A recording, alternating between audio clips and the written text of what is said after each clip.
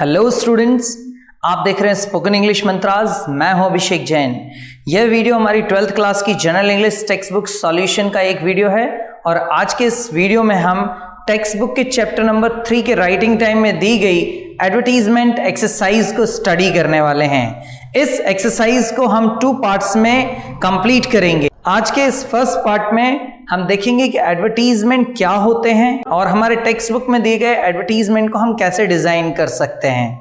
इसके बाद second video में हम देखेंगे वर्कबुक में दिए गए हमारे जो 4 एडवर्टीजमेंट हैं उनको हम कैसे डिजाइन कर सकते हैं। तो चलिए शुरू करते हैं। How to design an advertisement. Advertisement एक पावरफुल मीडियम होता है अपनी किसी भी बात को लोगों तक पहुंचाने का। एडवर्टीजमेंट को हम 2 पार्ट्स में डिवाइड करते हैं। फर्स्ट होता है हमारे पास क्लासिफाइड एडवर्टीजमेंट और सेकंड होता है कॉमर्शियल एडवर्टीजमेंट। क्लासिफाइड एडवर्टीजमेंट वो एडवर्टीजमेंट होते हैं जिनको अक्सर हम न्यूज़पेपर में देखते हैं। जब भी आप न्यूज़पेपर पढ़ेंगे तो वहां पर आपको छोटे छोटे कॉलम्स नजर आएंगे जिनमें कई तरह के एडवर्टीजमेंट होंगे, जैसे कुछ बेचने को लेकर, कुछ खरीदने को लेकर, कुछ खो जाने को लेकर, कुछ चीज मिल जाने को लेकर। वैवाहिकी भी आप देखते हैं, शादी संबंध से रिलेटेड जो एडवर्टीजमेंट होते हैं।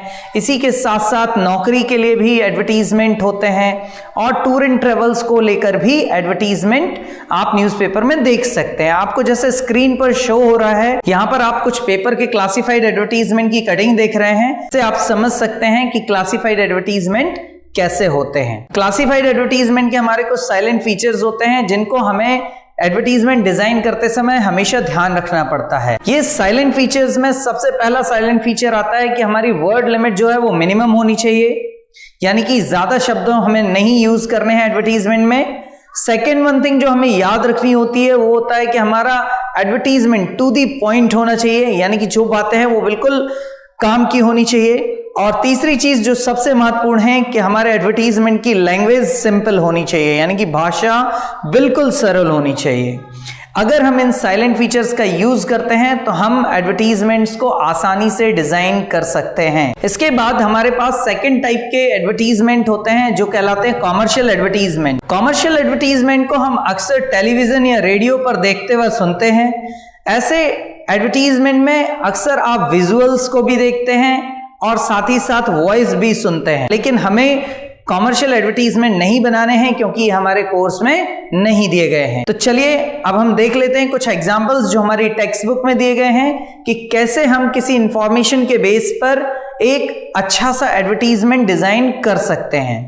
हमारे पास सबसे फर्स्ट एग्जांपल आता है sale and purchase of property, vehicle, household goods ETC। ये एडवर्टीजमेंट का एग्जाम्पल दिया गया है आपको किसी संपत्ति, वाहन या किसी घरेलू सामान को बेचने या खरीदने को लेकर। यहां जो डिटेल दिया गया है उस डिटेल से हम समझ सकते हैं कि जब भी कोई चीज हमें सेल करनी है या परचेज करनी है तो उसके लिए हमें किन चीजों का ध्यान एक एडवर्टीजमेंट में रखना है। खरीदने या बेचने वाले एडवर्टीजमेंट में आपकी जो सबसे पहले हेडिंग होती है, अगर आप कोई सामान बेचना चाह रहे हैं तो आपकी हेडिंग होगी फॉर सेल या फिर अवेलेबल, और अगर आप कोई सामान खरीदना चाहते हैं तो आपकी हेडिंग होगी परचेज या फिर वांटेड। इसी तरह से हमारा जो नेक्स्ट पॉइंट हम यहां पर याद रखेंगे कि हमें वहां पर टाइप बताना है कि हम किस टाइप की प्रॉपर्टी को सेल करना चाहते हैं या परचेज करना चाहते हैं। इसी के साथ साथ अगर आप कोई व्हीकल बेचना या खरीदना चाह रहे हैं तो उसका टाइप बताना पड़ेगा, और अगर आप कोई हाउस होल्ड गुड्स बेचना या खरीदना चाहते हैं तो उसका भी आपको टाइप यानी कि प्रकार बताना होगा। साथ ही साथ इनका नाम बताने के बाद हमें इस बात का भी ध्यान रखना होगा कि जो भी चीज हम खरीद रहे हैं या बेच रहे हैं उसके बारे में एक ब्रीफ फिजिकल डिस्क्रिप्शन दें, यानी कि उस चीज की कंडीशन कैसी है, कलर कैसा है, कितनी पुरानी है। यहां पर एक हमारे पास बॉक्स बना हुआ है और इसमें हेडिंग दी गई है फॉर सेल। इसमें एक वॉशिंग मशीन सेल की गई है, तो चलिए शुरू करते हैं इसको रीड करना। For sale washing machine, model TC 112.9, comma लगाकर यहां पर 2005 मॉडल लिख दिया गया है। व्हाइट कलर, यानी कि उस वॉशिंग मशीन का कलर बता दिया गया है कि व्हाइट है। एक्सेलेंट कंडीशन, उसकी कंडीशन बता दी गई है कि अच्छी कंडीशन में है, और डेफिनेट सी बात है हमें यही लिखना पड़ेगा कि अच्छी कंडीशन है, बुरी कंडीशन की वॉशिंग मशीन कोई भी नहीं खरीदेगा। इसके बाद फुल्ली ऑटोमेटिक, यहाँ उसका एक फीचर भी बताया गया है कि ये वॉशिंग मशीन फुल्ली ऑटोमेटिक है। साथ ही इसमें दिया गया अंडर वारंटी, यानी कि ये वॉशिंग मशीन अंडर वारंटी है। कारण क्या दिया हुआ है बेचने का? ऑनर गोइंग अब्रॉड, मतलब मालिक विदेश जा रहा है इसलिए वो ये सामान को बेचना चाहता है। इसके बाद कांटेक्ट की हेडिंग दी हुई है और उसमें नाम दिया है केएल शर्मा और मोबाइल नंबर दिया हुआ। हमारा सेकेंड एग्जांपल है सिचुएशन वैकेंट। सिचुएशन वैकेंट से अर्थ है नौकरी के लिए विज्ञापन।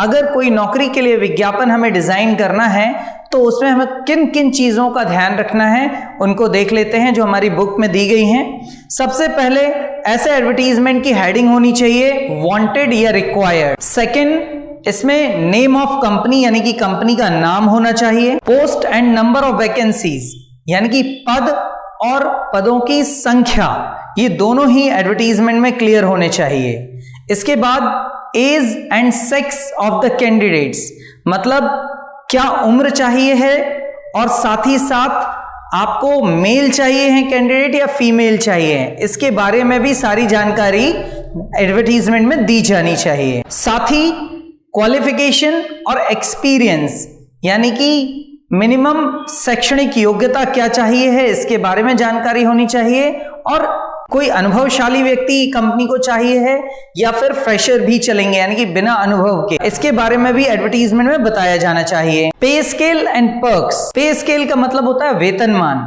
एंड पर्क्स सुविधाएं, तो इसके बारे में भी स्पष्ट बताया जाना चाहिए कि क्या वेतनमान होगा और क्या सुविधाएं दी जाएंगी। मोड ऑफ अप्लाइंग, और किसी को आवेदन देने का तरीका भी बताया जाना चाहिए कि वो किस तरह से इस नौकरी के लिए, किसी नौकरी के लिए आवेदन कर सकता है, और इसके लिए कॉन्टेक्ट नंबर, एड्रेस और ईमेल एड्रेस स्पष्ट किया जाना चाहिए। चलिए देख लेते हैं, हमारे पास एक एग्जाम्पल यहाँ बुक में दिया हुआ है। Required IT professionals on a full time part time basis with experience of 2 to 3 years। कुछ IT प्रोफेशनल्स की जरूरत है जो फुल टाइम या पार्ट टाइम जॉब दोनों ही चल सकते हैं। Basis with experience of 2 to 3 years, जिनका एक्सपीरियंस कम से कम 2 से 3 साल का होना चाहिए। लेकिन एक्सपीरियंस किस चीज में होना चाहिए, तो इन्होंने यहां पर शैक्षणिक योग्यता भी दी है इन C++ एंड जावा। C++ और जावा ये कंप्यूटर की लैंग्वेजेस होती हैं। चूंकि IT की जॉब है, इंफॉर्मेशन टेक्नोलॉजी की, तो उसमें कंप्यूटर की लैंग्वेज का ज्ञान होना जरूरी होता है। इसके बाद एज नॉट मोर देन 30, उम्र 30 साल से ज्यादा नहीं होनी चाहिए।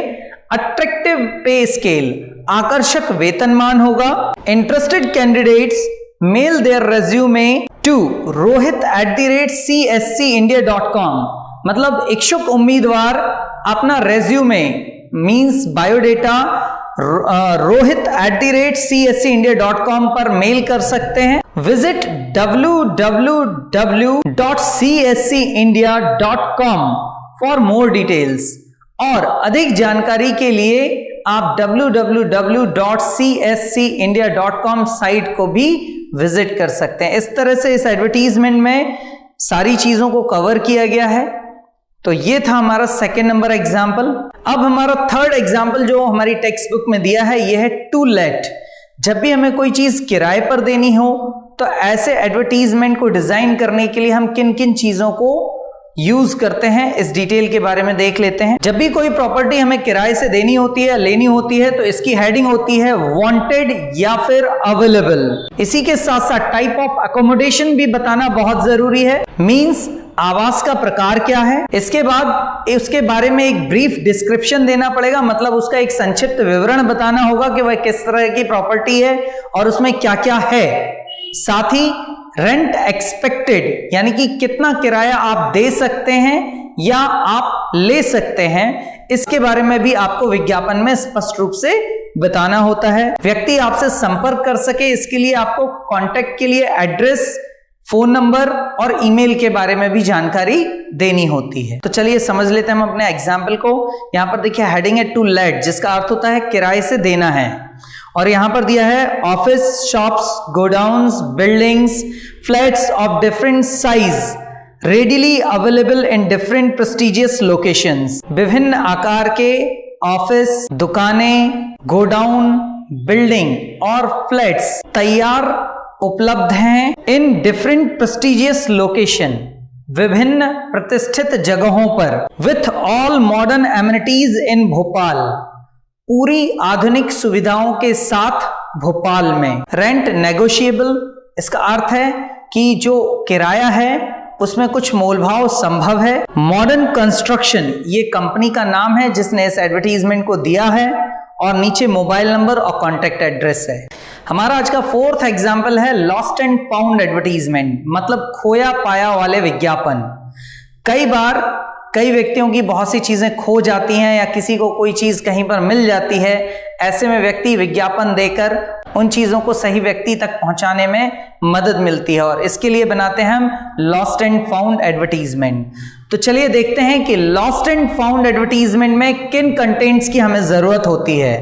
लॉस्ट एंड फाउंड एडवर्टीजमेंट में सबसे पहली हेडिंग आपकी या तो लॉस्ट होगी या फाउंड होगी। अगर आपने कुछ खो दिया है तो आप हेडिंग डालेंगे लॉस्ट, अगर आपको कुछ मिला है तो आप हेडिंग डालेंगे फाउंड। इसके बाद इसमें हम बताएंगे कि कौन सा आइटम खोया है या कौन सा आइटम मिला है, उसके बारे में एक ब्रीफ फिजिकल डिस्क्रिप्शन देंगे कि किस तरह का वो वस्तु है जो खोई है या मिली है, और इसके बाद हमें इसमें बताना होगा कि कब कहां वह वस्तु खोई है या मिली है। साथ ही अगर आप उसमें कोई रिवॉर्ड देना चाहते हैं, कोई पुरस्कार देना चाहते हैं, तो उसके बारे में भी आप विज्ञापन में बता सकते हैं। और इसके बाद लास्ट में कॉन्टेक्ट नंबर और एड्रेस जरूर देना चाहिए। चलिए समझते हैं हम एक एग्जाम्पल जो आपकी टेक्स्ट बुक में दिया हुआ है। यहां पर हमारे पास जो एग्जाम्पल है इसमें किसी चीज के खोने के बारे में एडवर्टीजमेंट दिया है, जिसकी हेडिंग है lost. Lost a black VIP suitcase, एक ब्लैक कलर का वीआईपी सूटकेस खो गया है।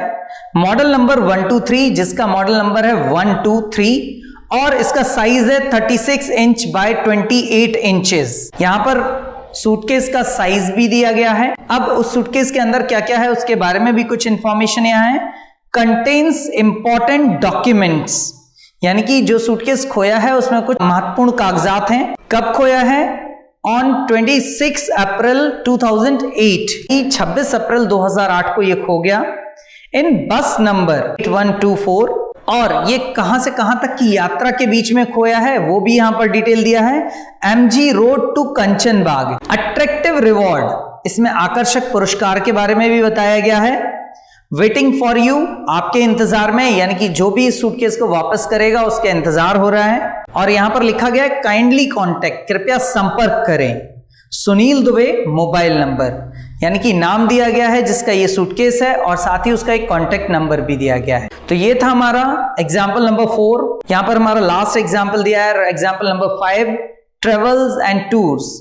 अगर हम ट्रेवल्स एंड टूर्स का कोई एडवर्टीजमेंट बनाते हैं तो उसमें कौन कौन से कंटेंट को हम शामिल करते हैं, चलिए देख लेते हैं। जब भी कोई टूर एंड ट्रेवल्स का एडवर्टीजमेंट होगा तो उसकी हेडिंग होगी पैकेज अवेलेबल या अट्रैक्टिव पैकेज। साथ ही नेम ऑफ ट्रेवल एजेंसी, जो भी ट्रेवल एजेंसी टूर ऑर्गेनाइज कर रही है उसका नाम विज्ञापन में होना चाहिए। डेस्टिनेशन एंड ड्यूरेशन, मतलब टूर कहां पर किस जगह पर ले जा रहे हैं उस जगह का नाम होना चाहिए, और उसकी समय अवधि कितने दिनों की है इसके बारे में भी जानकारी होनी चाहिए। डिटेल्स ऑफ पैकेज, जो आपको एक पैकेज दिया जा रहा है, यानी कि एक सिंगल अमाउंट में आपको क्या क्या उपलब्ध कराया जाएगा, जैसे भोजन दिया जाएगा, बोर्डिंग कहां रुकवाया जाएगा, प्लेस कवर्ड मींस कौन कौन से स्थानों पर ले जाया जाएगा, एंड साइट सीइंग, और किन किन जगहों पर आपको विजिट कराया जाएगा। ये सारी डिटेल्स एडवर्टीजमेंट में दी जानी चाहिए। इसके बाद है कॉस्ट एंड स्पेशल डिस्काउंट, मतलब टूर की कॉस्ट क्या है, लागत क्या है, और साथ ही इसमें कोई स्पेशल डिस्काउंट या विशेष छूट दी जा रही है तो इसके बारे में भी बताया जाना चाहिए। और सबसे महत्वपूर्ण चीज कॉन्टेक्ट एड्रेस, फोन नंबर और ईमेल एड्रेस, ये सारी चीजें स्पष्ट की जानी चाहिए एडवर्टीजमेंट में। चलिए देखते हैं कि हमारे पास जो एग्जाम्पल टेक्स्ट बुक में दिया गया है किस तरह से उसे डिजाइन किया गया है। यहाँ हेडिंग है अट्रैक्टिव पैकेज, आकर्षक package, available for Mauritius 3 nights 4 days।